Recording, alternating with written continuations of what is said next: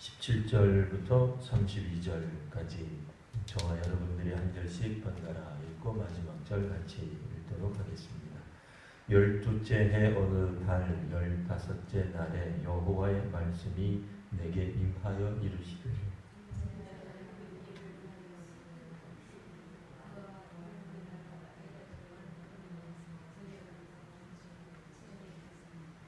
이르라 너희 아름다움이 어떤 사람들보다도 뛰어나도다. 너는 내려가서 할례를 받지 아니한 자와 함께 누울지어다.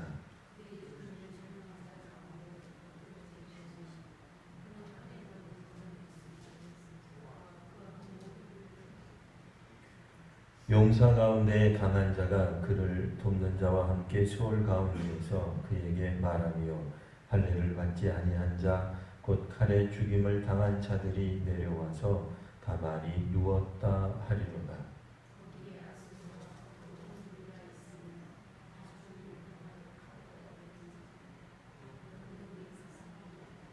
그 무덤이 구덩이 깊은 곳에 만들어졌고 그 무리가 그 무덤 사방에 있으며 그들은 다 죽임을 당하여 칼에 엎드려진 자 곧 생존하는 사람들의 세상에서 사람을 두렵게 하는 자로다.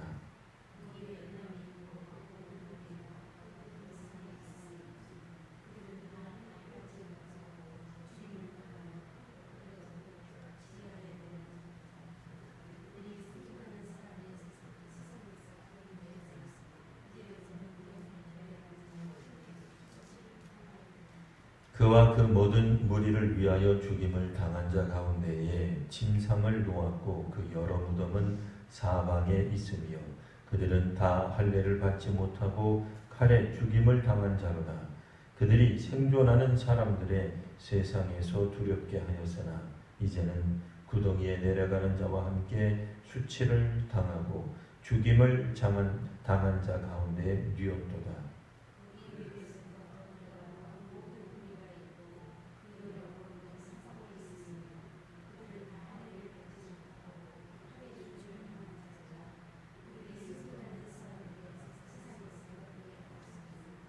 그들이 할례를 받지 못한 자 가운데 이미 엎드러진 용사와 함께 누운 것이 마땅하지 아니하냐.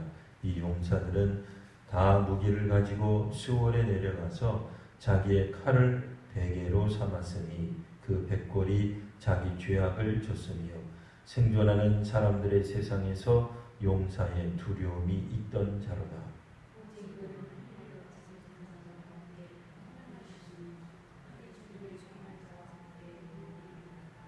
거기에 에돔 곧 그 왕들과 그 모든 고관이 있으며 그들이 강성하였었으나 칼에 죽임을 당한 자와 함께 있겠고 할례를 받지 못하고 구덩이에 내려간 자와 함께 누우리로다.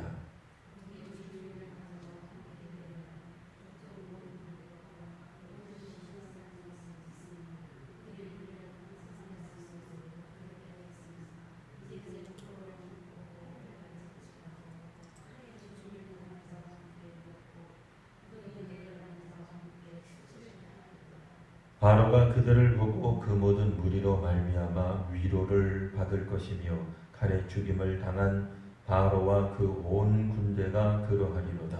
주 여호와의 말씀이니라.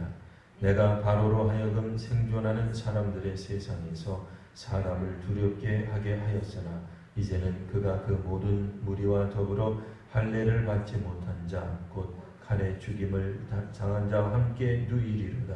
주 여호와의 말씀이니라. 아멘. 오늘 말씀 읽어보실 때 어떤 느낌이 드셨습니까? 어떤 본문들, 어떤 구절들, 어떤 단어들이 계속 나온다라고 하는 것을 혹 발견하셨는지요? 어떤 단어들이 계속 발견이 됐죠? 뭐 구덩이 얘기도 나오고, 뭐 죽는다는 얘기도 나오고, 할례 받지 못한 자와 함께 눕는다는 얘기도 나오고, 뭐 이런 얘기들이 계속 나오고 있습니다. 그래서 한참 읽다가 보면 내가 몇 절을 읽고 있는지 헷갈릴 정도예요. 왜냐하면 너무 비슷한 단어들이 계속 나오고 있기 때문에 그래요. 자, 그러면 어떻게 하면 되겠습니까? 밤중이지만 정신을 바짝 차리고 이게 무슨 말인지 한번 잘 살펴보면 되겠습니다. 자, 일단 17절부터 32절 우리가 눈으로 한번 쑥 훑어보는 겁니다. 아, 이런 단어가 가장 많이 나왔구나. 이래서 내가 헷갈렸구나. 뭐 이제 이런 거 쭉 보시면서, 자, 먼저 보아야 될 부분은 17절 말씀부터 23절까지 먼저 한 단락이라 그럴까요? 문단으로 나누어 보는 겁니다. 이 문단은 누가 나누느냐? 편집하는 분들이 벌써 나눠줬어요. 누가 편집을 한다 그랬죠? 성경에는 원래 절수가 있었다 그랬어? 없었다 그랬어요? 성경에는 원래 옛날 성경, 초본이죠. 물론 이제 이게 최초본이냐 그 얘기 빼고요. 어쨌든 구약 성경이니까 히브리어로 된 성경에는 장절수가 있었다 없었다? 1번은 있었다, 2번은 없었다. 정답은 뭐야? 없었다예요. 없었어요. 장절 구분이 없었어요. 누가 만들었다 그랬죠? 인쇄업자들이 만드신 거예요. 인쇄하시는 분들이 편의상 만들었지만 이 구절 나누는 것들이 참 기가 막히게 잘 해놨어요. 동그라미도 잘 그려놨어요. 한국어 성경에만 이 동그라미가 있습니다. 다른 나라 성경 보면 17절 다음에 동그라미 12째 해, 우리 동그라미 안 읽습니다. 읽지 않고 그냥 넘어가는 거예요. 그 다음에 22절 다음에도 제가 가진 성경에는 22절 그리고 동그라미 거기에 아수로와 이렇게 돼 있어요. 동그라미는 읽지 않습니다. 이제 아마 교회 처음 나오는 분들은 헷갈려서 이걸 읽어야 되나 말아야 되나 17절 동그라미 이렇게 읽어야 되나 안 읽습니다. 어쨌든 동그라미에서 동그라미까지 이 문단을 잘 나눠줬으니까 뭐 우리가 좀 비교적 쉽게 문단을 나눠볼 수 있는데요. 그 다음에 나와 있는 여러 나라들 되어 있는 것은 문단을 한꺼번에 칠 겁니다. 어디까지 생각할 거냐면 31절부터 32절을 또 다른 한 문단으로 보고, 그러니까 31절, 32절 또 다른 한 문단으로 보고 중간에 있는 것을 또 한 토막 이제 이렇게 이제 보일 것입니다. 자, 먼저 그러면 17절에서부터 21절까지 보시면 12째가 되던 어떤 해 이게 언제일까요? 32장 1절에도 보시면 12째 해, 12째 달, 초하루에 이렇게 돼 있어요. 근데 오늘 우리가 읽은 17절에는 어느 달, 어느 달인지 안 가르쳐줬어요. 안 가르쳐주면 우리가 모르느냐? 모르죠, 사실은. 모르는 게 정답이에요. 알 수가 없어요. 근데 12해째가 되는 달이, 이 해가 있는데 어떤, 우리도 지금 그렇지 않아요. 2019년인데 12째 달, 그럼 12월이란 말이에요. 물론 이제 이게 음력으로 환산해서 계산해야 되겠습니다만, 어쨌든 음력이 됐든 양력이 됐든 그 해의 그 달, 그거는 음력이든 양력이든 12째 달, 12째 해, 12째 해는 얼마든지 있어도 달은 12달밖에 없는 거예요. 12월밖에 없는 거예요.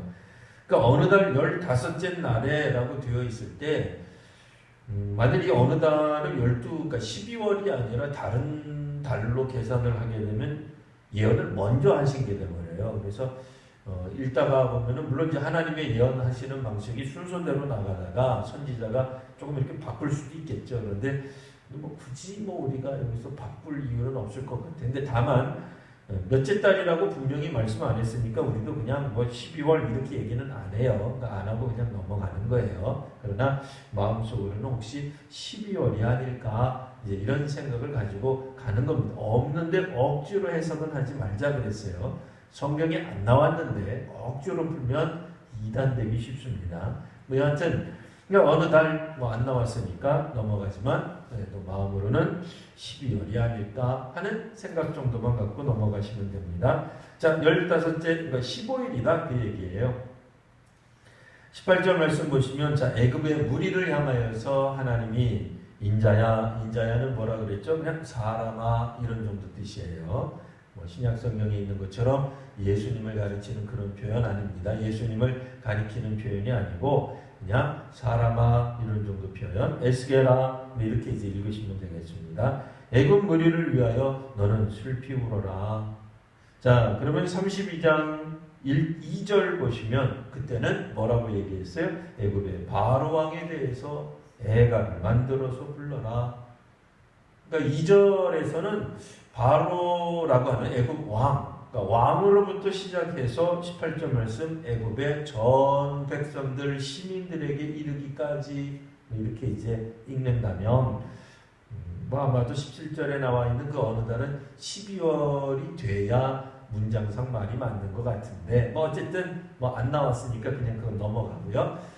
내용적으로는 어쨌든 바로에서부터 왕으로부터 최고 통치자에게 임하였던 하나님의 말씀이 이제는 애굽 온 백성들 국민 전체에게 널리 이제는 그들도 들어야 되는 말씀이 된다. 왕만 망하는 나라는 없습니다. 국민들도 다 망하죠. 이제 그런 측면에서 백성들에게까지 나온다. 무슨 얘기가 나올까요? 32장 1절서부터 쭉 보실 때는 뭐 이게 명확하지 않았다 할지라도 뭐 지금은 너무나 명확하게 나옵니다. 사실 명확해요. 앞부분도 명확합니다만 18절 말씀 보시면 이제 지하에 던진다라는 표현이 나와요. 지하. 이게 혹시 우리 성도님들이 그 최근에 나온 기생충이라는 영화를 보셨는지 모르겠어요. 이게 이제 안 보신 분들이 많을 것 같긴 합니다만 안 보셨어도 상관없어요. 그냥 제가 얘기를 해드릴 거기 때문에 그렇습니다. 어쨌든 뭐 반지하에 사는 사람들이 이제 주인공이 되어서 이제 나오는 전개되는 그런 이야기예요. 뭐 여하튼 그 반지하에 사는 사람들이 어쨌든 또 다른 지하실에서 만나는 사람들을 조금은 용납하지 못하고 그들과의 갈등 속에서 결국은 파국을 맞는다는 이제 한 측면에서만 말한 거기 때문에 그냥 그런 소리만 들으시면 되는데요. 거기서 이제 가장 많이 나오는 그 장소 중에 하나가 지하실이에요. 지하예요. 지하가 가지고 있는 상징성이 있어요. 영화에서 뭐 영화 얘기하는 거니까 그냥 가볍게만 들으십시오. 영화에서는 가난을 이제 의미하는 거예요. 그러니까 상실, 뭐 가난 이제 이런 것들을 의미하는데 오늘 성경에 나오는 18절 말씀에 나오는 지하에 던지며 그러니까 지하실에다가 던지는 거냐? 그럼 지상은 또 뭐냐? 이제 그런 뜻이 아니고 지하는 여기서는 무덤, 죽음을 뜻하는 거예요. 오늘 우리가 읽을 때 이제 지상이라고 하는 개념이 좀 나왔어요. 언제 나왔어요? 읽다가 보시면 생존하는 사람들의 세상, 그게 이제 지상의 세계예요. 지하 세계는 여기서는 죽음, 오늘 본문에서는 이제 스올, 이렇게 이제 나오죠.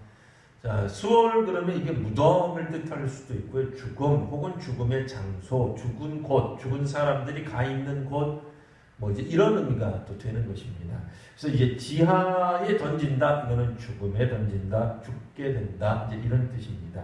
자, 19절 말씀. 자, 이르라 지하에 던지면 이렇게 말하거라. 너의 아름다움이 어떤 사람들보다 뛰어나도다. 그러니까 애국 백성들이 가지고 있는 것을 한마디로 요약하면 아름답다 그 얘기예요.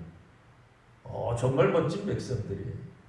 훌륭한 백성들, 위대한 백성이다 그 얘기예요. 그러니까 그 어떤 사람들보다 뛰어난 인재들, 뛰어난 인물들, 위대한 민족들, 애굽을 이렇게 칭찬을 해주셨는데, 근데 뛰어나다고 해서 안 죽는 게 아니에요.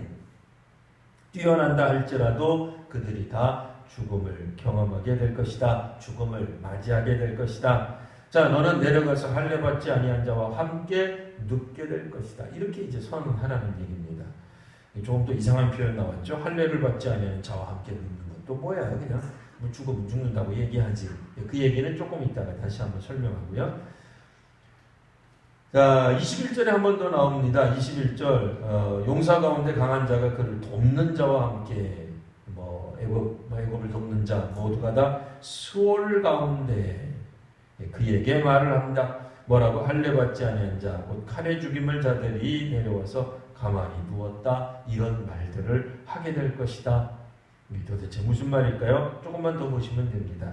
자, 22절부터 30절까지가 한 문단으로 우리가 이제 보겠다 그랬습니다. 똑같은 말의 패턴들이 계속 반복되는데요. 조금씩 다른 표현들이 들어가기는 하지만 결국 큰 골자는 다 같은 뜻이에요. 자, 22절에서는 아수르와 온 무리가 나옵니다. 아수르와 온 무리. 쭉 넘어가셔서 24절 보시면 엘람이 나오죠. 쭉 넘어가셔서 26절 보면 메색 두발이라고 하는 민족이 나옵니다. 또 쭉 넘어가셔서 29절 보면 에돔도 나오고요. 30절에는 시돈 뭐 이렇게 이제 나오게 되어 있습니다. 그래서 오늘 제가 말씀의 제목을 수월특별시민, 서울특별시민이라고 발음이 비슷해요. 수월특별시민, 근데 서울이 그렇다는 게 아니에요. 수월특별시민 그랬는데 지금 조금 전에 읽었던 민족들, 나라들, 우리가 이제 제일 먼저 기억나는 게 아수르죠. 아수르만 기억하셔도 됩니다. 아수르, 엘람, 메덱 두발, 혹은 에돔, 혹은 또 다른 나라들이 나와 있는데 이 나라 사람들이 어떻다는 얘기냐? 다 먼저 수월에 입주해 있는 사람들이다. 이제 그런 뜻이에요. 이분들이 먼저 망한 국가들 이름이에요. 이분들이 먼저 망해서 수월의 시민으로, 왜냐면 이분들이 특별 대우를 받고 있어요. 어떤 나라들은 거기에 가지고 깊은 곳에 가 있고 뭐를 마련해 있고 누구는 자기 칼로 베개를 삼고 있고 이런 것들이 있는 거예요. 근데 이들이 어떤 존재들이냐면 옛날에 살아 있었을 때에 이런 표현이 나오죠. 자, 23절 보시면 생존하는 사람들의 세상에서 사람을 두렵게 하던 과거형 하던 자들이었습니다. 이렇게 이제 알려져 있는 거예요.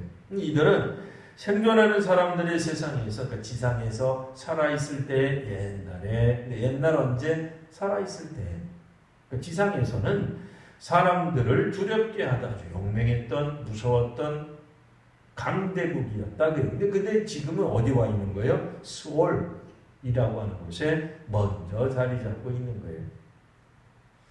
자, 그들이 이렇게 있는데 24절 끝에도 보면 결국엔 그들은 수치를 당했습니다. 이런 표현을 하고 있죠.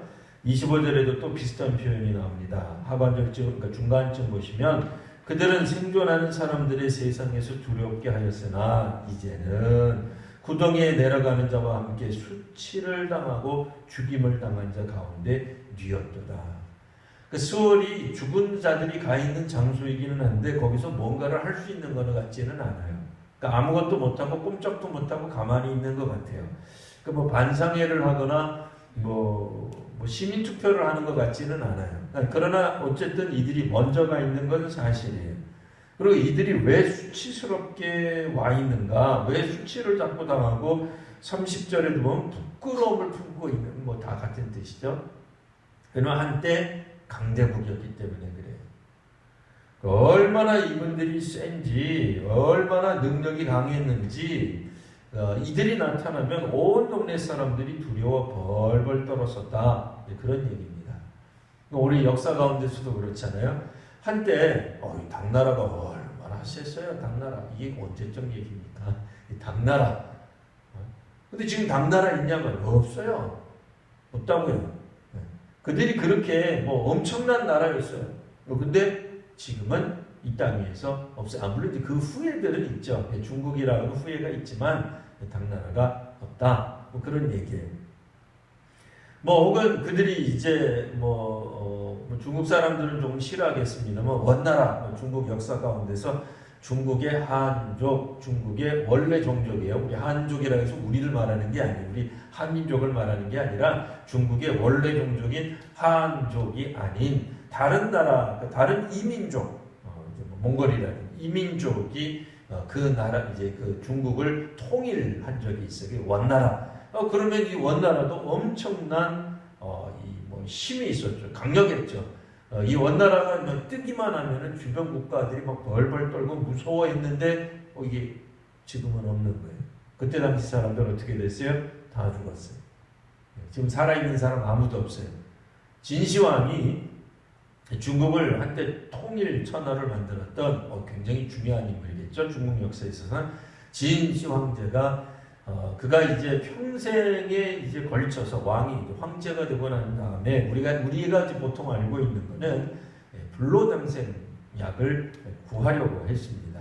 그러나 구했는지 안 구했는지 모르겠는데 어쨌든 지금 그분이 살아계시지 않는 걸로 우리가 알고 있어요. 그러니까 한때 그 강력했던 대제국, 그때 그 사람들이 지금은 다 없다.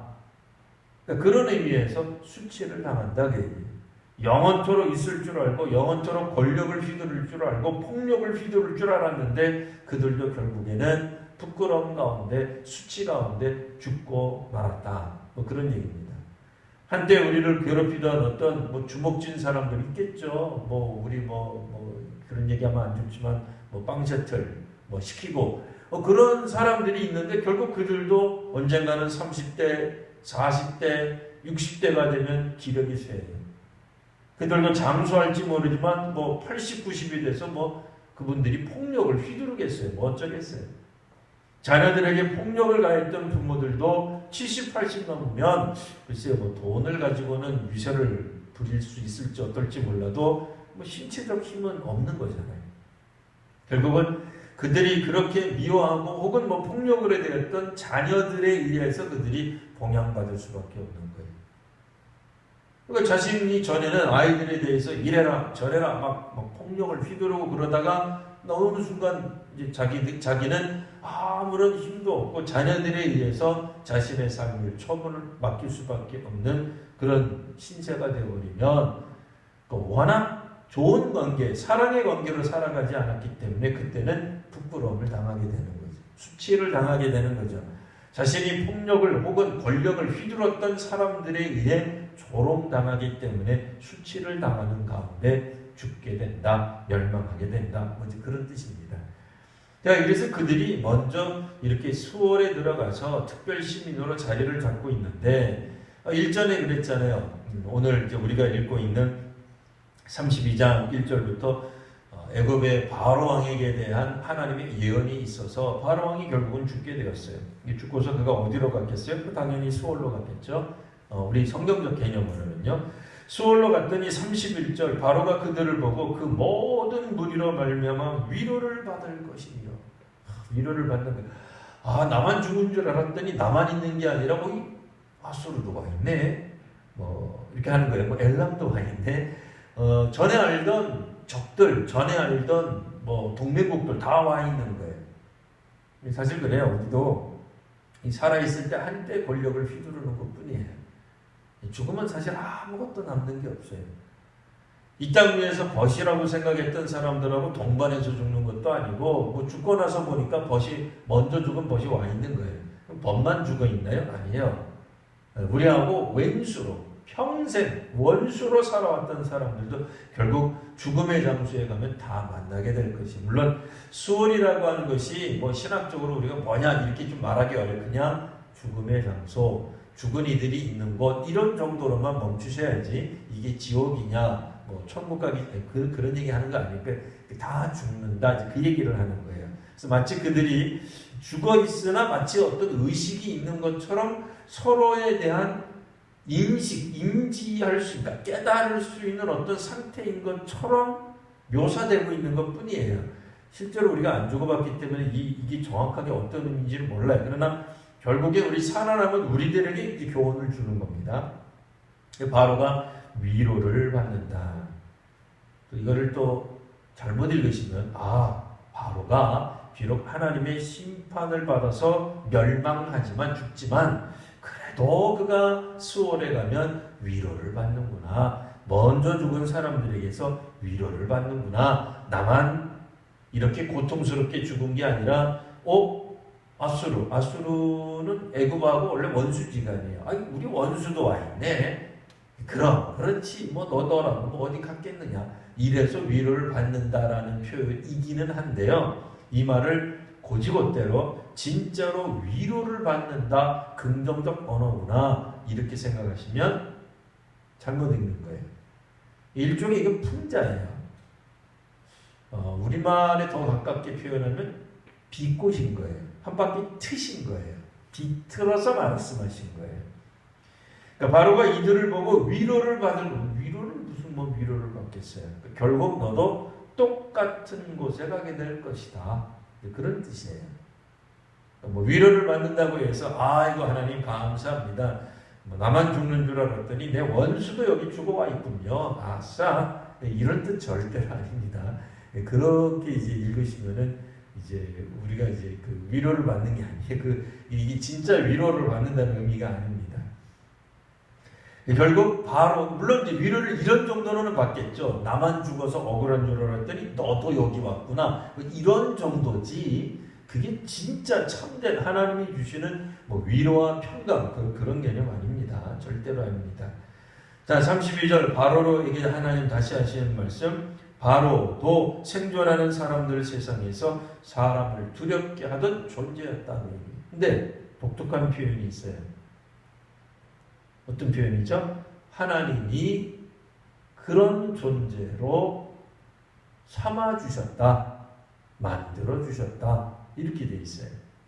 그러니까 바로는 스스로 생각할 때 내가 힘이 있어서 내가 능력이 있어서 내가 애굽의 바로인데 라고 생각할지 몰라도 알고 봤더니 자신이 살아있는 동안에 그렇게 용맹을 떨치고 최대 강대국이 될 수 있었던 이유는 다름 아니라 하나님의 섭리였던 거예요. 하나님의 허용하심, 하나님의 허락하심 혹은 인도하심 가운데 일어난 일이었는데 애굽의 바로는 그 생각을 전혀 하지 못했던 거죠. 결국엔 그러나 이제는 그가 그 모든 무리와 함께 결국엔 칼에 죽임당한 채로 전쟁에서 진 거예요. 전쟁을 통해서 죽임을 당하는 그런 수월에 내려가는 존재가 되고 말 것이다. 가 오늘 메시지입니다. 자, 오늘 우리가 볼 때 애굽을 또 위협하고 점령했던 아수르가 수월에 있는 거, 어디가 있는 게 아니에요. 수월에가 있어요. 수월에. 그러니까 죽음 혹은 무덤, 죽은 자들이 있는 곳, 그곳에 가 있는 거예요. 그러면 바로는 어떻게 했어요? 한때 그 아수르가 바로를 굉장히 괴롭혔던 나라예요. 또 신은 강대국이죠. 그러니까 애굽 입장에서 보면 애굽보다도 훨씬 더 강했던 민족이 이미 애굽보다 먼저 망해서 수월에 와 있다면 왜 애굽도 이와 같은 운명을 결코 벗어날 수 없는 거지. 그러니까 모든 민족은 흥망성쇠가 있기 마련이다. 그런 얘기예요. 살아서 생명을 가진 모든 존재들은 다 죽기 마련이다. 그런 뜻입니다. 누구나 하더라도 그 절대 권력을 영원토록 휘두를 사람들은 혹은 정권은, 나라는, 민족은, 왕권은 어디에도 없는 겁니다. 그러니 왕정시대라면 왕이 혹은 뭐 이 시대 같으면 뭐 대통령이 혹은 어떤 정부가 자신들은 영원할 것처럼 생각하는 것, 이거 잘못된 겁니다. 그렇게 생각하면 안 됩니다. 물론 그들의 왕조가 혹은 그들의 정권이, 그러니까 옛날 같으면 뭐 조선 시대 같았으면 왕권이, 왕조가, 뭐 이 시대 같으면 뭐 어떤 정권이, 어떤 정부가 영원토록 있기를 바라면서, 그래서 그들의 권력을, 힘을 마구 이렇게 사용하고 싶겠지만 누구도 그와 같은 일들은 벌어지지 않을 것입니다. 그 다음 두 번째로 생각해 볼 것은 이들이 우리 아시는 바와 같이 강대국으로서 한때 사람들을 분명히 두렵게 하는 게 맞아요. 그런 게 있어요. 아니 왕이 됐는데 이 시대에 정권을 잡았는데 옛날 우리식으로 말하면 양반들, 오늘 우리식으로 말하면 부자들, 그들이 어느 정도 권력이 있겠죠. 옛날 가부장 시대로 말하면 가장들, 그 가장이 남자이든 여자이든, 오늘날에는 남자가 됐든 여자가 됐든 자녀들 입장에서 보면 가장 노릇하는 아버지가 됐든 어머니가 됐든 혹은 할머니가 됐든 할아버지가 됐든 누구든 그들은 어느 정도의 권력을 갖기 마련. 그렇잖아요. 회사에서 사장님하고 평사원이 인간으로는 똑같죠. 천부인권은 똑같죠. 그러나 회사 안에서 사장님하고 신입사원하고 진짜로 똑같다. 권한이 똑같다. 그러면 큰일 나죠. 권한이 같을 수는 없죠. 좀 다르단 말이에요. 그러다 보니까 우리가 권력의 희생이 되고 등등 그런 표현들을 쓸 수 있을지 몰라요. 그러나 어쨌든 누가 되었든지 간에 결국은 그들 모두가 다 이 땅 위에서 사라질 존재라고 하는 점, 안다면 우리는 그 다음 이야기를 해야죠. 뭐겠어요? 하나님만이 결국은 이 민족을, 이 세상을, 개인을 다스리신다라고 고백을 해야 할 것입니다. 하나님이 참으로 오늘 우리를 다스리시는 것입니다. 이 땅 위에 있는 어떤 세상 권력, 그 권력이 초강대국, 인류강대국, 아름다운 민족들, 뭐라고 표현이 되고 지칭이 된다 하더라도 그들이 영원한 권력을 가지는 그런 사람은 누구도 없습니다. 일제가 영원할 줄 알았지만 영원한 일제 제국은 일본 제국 없습니다. 히틀러 이후에 그때 당시에 2차 세계대전 당시에 독일이 나치 독일이라고 보통 이야기하죠. 영원할 줄 알았어요. 전 세계를 정말 그들이 혹은 그들의 동맹국이 끝까지 다스릴 줄 알았어요. 근데 그것도 사라졌어요. 또 한때 우리들은 냉전 혹은 양극 해가지고 소위 말하는 공산주의와 자유 진영 가운데 그런 어떤 분된 구도로 살아갔죠. 그래서 세상의 절반은 공산주의가 정말 끝까지 다스릴 줄 알았어요. 근데 그것도 어느 순간 멈추는 시절이 있더라 그에게. 그 밖에 다른 것들도 마찬가지라고 우리가 생각할 수밖에 없습니다. 우리는 아직까지 있으니까 괜찮다 그런 거 아니죠. 우리라 하더라도 결국 우리 시대 어떤 것이 심지어는 생태계 연구하시는 분들 입장에서는 지구의 멸망에 관해 이야기하는 사람들도 있잖아요. 유성이 와서 없어지던 지구 자체 내에 있었던 문제는 없어지던 핵탄두에 의해서 없어지던 혹은 기후 문제로 지구 스스로가 멸망에 빠지던 무엇이 되었던 이런 부분들에 대해서 우리가 당장 지구가 멸망할 거다 두려워하자 그런 얘기가 아니라 우리가 살아가고 있는 이 모든 세상에 있어서 결국 최종적으로 다스리시는 분이 계시고 그분은 하나님 한 분밖에 없으시다 라고 하는 것을 우리가 고백한다면 이제 우리가 역사를 통해서 교훈을 받을 수 있게 됩니다. 옛날에 있었던 역사들을 통해서 이렇게 지나치게 폭력을 휘두르는 것은 무엇이든지 좋지 않구나 이런 것들을 이제 배울 수 있게 되는 거죠. 또 하나님 앞에서 우리가 살아가야지 하나님이 심판하시는구나 라고 하는 것들을 고백할 수 있게 되는 것입니다.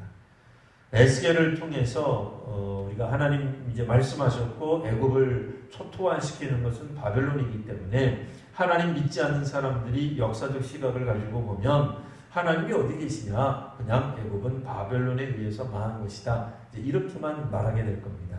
그러나 우리들은 하나님이 바벨론을 통해서 물론 바벨론은 히브리 민족이 아니에요. 구약의 백성이 아니에요. 그렇죠? 바벨론 민족이 바벨론의 느부갓네살 왕이 하나님께 제사를 드리기를 했어요. 예배를 드리기를 했어요. 모세처럼 특별히 하나님 체험을 하기를 했겠어요. 분명히 불신하는 거죠. 이방 족속이죠. 이방신을 섬기는 사람들이지만 구약 성경에 따르면 그들이 인정하진 않을 거예요. 그렇죠. 바벨론 사람들이 언제 인정하겠어요. 하지만 하나님은 그들을 하나님의 도구로 사용하셨다라고 어떻게 보면 일방적으로 선언하고 계시는 겁니다. 이것을 우리가 수용하든 수용하지 않는 것은 그건 믿음의 문제겠고요. 그러나 우리는 어떻게 고백을 한다고요? 믿지 않는 사람들을 통해서도 하나님이 최종적으로는 역사하신다라고 보는 거예요. 물론 애국 사람들 입장에서는 기가 막히겠죠. 이스라엘 사람들 입장에서도 기가 막히는 거죠. 말도 안 되는 역사관이죠. 바벨론이 하나님의 도구로 근데 우리 다 알고 있잖아요. 하나님의 심판의 도구로 이스라엘을 하나님의 그들의 죄악을 심판하시기 위해 얼토당토 않지만 우리를 치시는 도구가 바벨론이 되는 겁니다.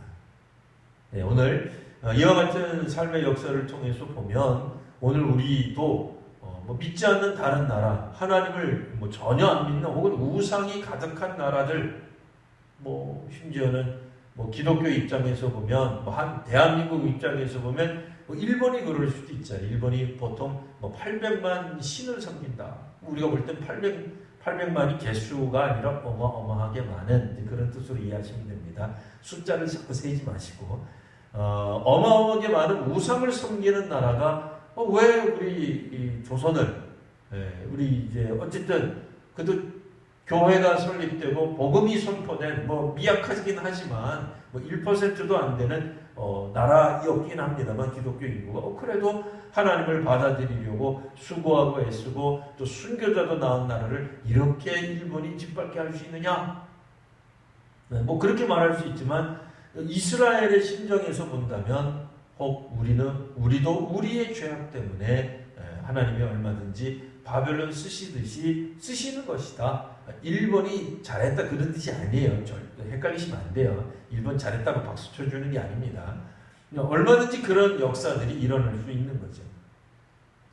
오늘 우리가 생각할 때는 우리는 정말 신실하게 믿는 것 같고 잘 믿는 것 같은데 왜 하나님이 우리로 병마를 주시고 혹은 우리 주변에 있는 어떤 이웃을 통해서 혹은 주변에 있는 어떤 다른 사람들을 통해서 왜 우리를 괴롭히시는가에 대한 것도 궁극적으로는 하나님이 우리를 통해 무언가 알게 하시고 깨닫게 하시고 우리를 이끄시는 것임을 또 우리가 고백할 수 있어야 될 것입니다. 오늘 애굽을 통해 이와 같이 신랄하게 비판하시는 하나님, 또 애굽을 이렇게 멸망시키겠다고 선언하시는 하나님, 그 배후에 또 뭐가 있다 그랬죠? 오늘 본문에는 안 나타나지만 이스라엘이 굉장히 오랫동안 애굽을 의지하며 살아왔던 거예요.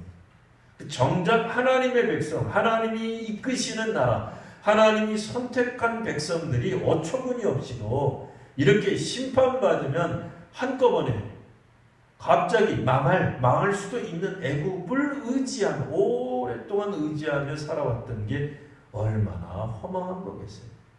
헛된 꿈을 꾼 거죠. 헛된 우상, 헛된 그늘을 의지한 거죠. 아무것도 아닌데 사실은 하나님의 백성들이 그들을 이끄신 하나님을 잘 믿으면 되는 일인데 애굽도 이와 같이 무너져버리는 그 수많은 열강들, 대국들 속에 이제 애굽도 그 이름을 올리게 될 것이다 라고 하는 겁니다. 이와 같이 에스겔을 통해서 애굽이 조금 오래 좀 나왔죠. 조금 길게 나왔죠. 이유는 뭐예요? 바벨론에게 멸망하기 직전에 남유다가 애굽의 원조를 구해요.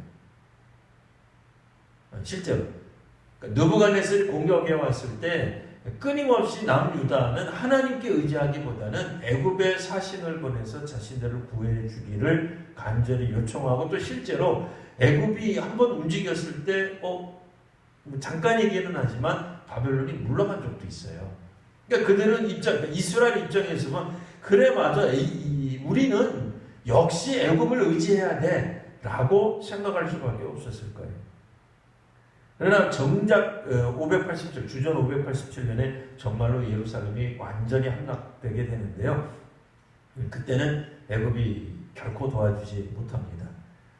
애굽이 사실은 그 소식을 듣고 출정을 하기는 해요.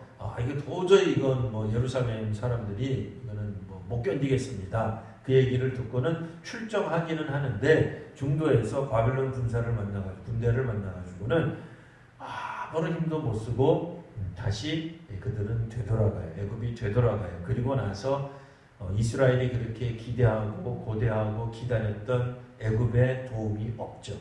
그리고 그냥 예루살렘이 정말로 망하게 되는 거예요. 그러니까 이 이스라엘 사람들에게 여러분들 당신들이 그렇게 의지하려고 했고 또 그렇게 기대했던 애굽이라고 하는 존재가 사실은 아무것도 아니다 라는 이야기를 에스겔을 통해서 계속해서 반복해 주는 거예요. 결국 뭘 우리에게 가르쳐 주려고 하는 거겠어요? 당시 이스라엘 사람들에게 뭘 가르쳐 주려고 하는 거였겠어요? 이스라엘 백성들이 의지해야 될 이는 애굽이 아니라 이스라엘의 하나님이신 여호와다. 그 얘기를 계속해서 이야기를 해주시는 거예요. 우리말로 하면 귀에 딱지가 않도록 자나 깨나 일어나나 앉으나 계속해서 그 얘기를 무한 반복해서 계속 이야기해 주는 거예요. 완전히 뭐 세뇌교육 하는 거예요. 네? 듣기 그냥 뭐 짜증날 정도로 계속 이야기를 해주는 거예요. 오늘 우리도 계속 들었어요. 우리도 계속 들었어요. 새벽 기도에 오신 분들 포함하면 계속 들었어요. 여기 이제 새벽 기도에 오신 분이 몇 분 안 계시지만 오신 분들은 계속 들었어요. 그래도 대부분 제 새벽에 보내는 문자를 받으시는 분들이니까 계속 받으시는 거예요. 그러니까 한마디로 요약하면 근 한 달 동안 제가 계속해서 하는 이야기, 이스라엘이 의지하던 나라, 그 나라가 무엇이든 다 망한다. 그들은 한때 이 지상에서 위대한 국가였다. 그러나 그렇다 할지라도 결국엔 다 망한다. 우리가 궁극적으로 의지할 일은 역시 하나님 한 분뿐이시다. 그 이야기를 계속 반복해서 하고 있는 겁니다. 오늘 이 말씀을 가지고 정말 우리가 살아가야 되겠습니다. 오늘날에도 얼마나 많은 그 어려운 형국입니까? 뭐 우리나라가 국론이 이렇게 양분된 것 같기도 하고 뭐 정말 어지러운 세상이 됩니다. 뭐 꼭 우리나라뿐 아니어도 세계 정세도 그렇게 만만하지 않습니다. 이상 기온이 전 세계를 지금 휩쓸고 있고 그런 두려운 이야기들이 점점 많아지고 있을 때 여전히 우리는 하나님을 의지할 수밖에 없겠다. 우리가 과연 누구를 의지할 수 있겠는가? 어떤 정부도 우리를 행복하게 만들어주는 게 아닙니다. 뭐 그렇다 해서 다 정부를 불신하자 그런 얘기는 아닙니다만 어떤 왕조든 정부든 어떤 나라든 우리에게 진정한 의미의 평안을 가져다 줄 수 없을 것입니다. 오늘 이 시간 우리가 이 말씀을 붙잡고 함께 기도의 자리로 나아가기를 바랍니다. 혹시 우리 성도님들을 지금 좀 괴롭히는 어떤 일들이 있습니까? 마음 아프게 하는 일들이 있습니까? 뭐 그와 같은 슬픈 일들 가운데서 여전히 우리가 의지해야 할 분은 정말 하나님 한 분밖에 없음을 다시 한번 이 시간 고백하는 그런 시간, 또 기도하는 시간이 되시길 바랍니다. 우리 함께 또 통성으로 혹은 묵상으로 같이 기도하겠습니다. 아버지 하나님, 이 시간 저희들이 하나님께 기도합니다. 하나님, 정말 이 세상을 우리가 살펴보면 또 세상의 뉴스를 들어보면 정말 마음 아프고 불안하고 힘들고 때로는 우리 자신이 한없이 미약해지는 것, 그것밖에 없습니다. 하나님, 두려움과 공포 속에서 다시 한번 오늘 우리를 이끄시는 이는 하나님 한 분이심을 다시 한번 믿음으로 고백하며 나아가게 하여 주시옵소서.